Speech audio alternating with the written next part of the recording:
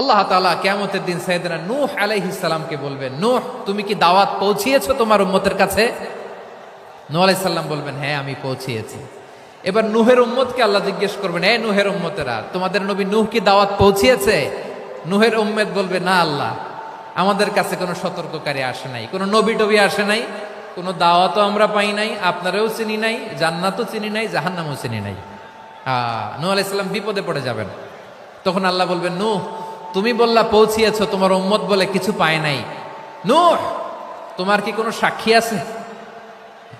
তোমার কথা আর তোমার উম্মতের কথা তো মিলে না। তুমি বললা তুমি আমার নির্দেশনা দাওয়াত পৌঁছে দিয়েছো, কিন্তু তোমার উম্মত বলে পায় নাই। নূহ তোমার পক্ষে কোনো সাক্ষী আছে? নূহ আলাইহিস সালাম বলবেন, আছে। কে?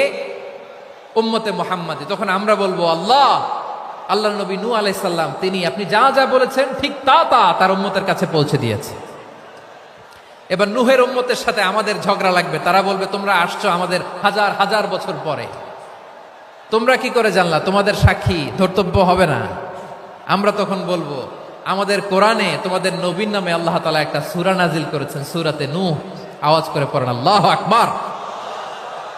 আমরা বলবো, আমাদের কোরআনে তোমাদের নবীর কথা আল্লাহ আমাদেরকে জানিয়েছেন, দিন রাত এক করে তোমাদের কাছে তিনি দাওয়াত পৌঁছেছেন। তোমরা কানের মধ্যে হাত দিয়ে রাখতা, চেহারাটা কাপড় দিয়ে ঢেকে রাখতা, আল্লাহর নবী নূহকে পিটিয়ে ছালা দিয়ে পেঁচিয়ে তোমরা পাহাড়ে তুলে রেখে আসতা। সব আমরা জানি। আমরা যখন বলবো এই কথা, নূহের উম্মত চুপসে যাবে।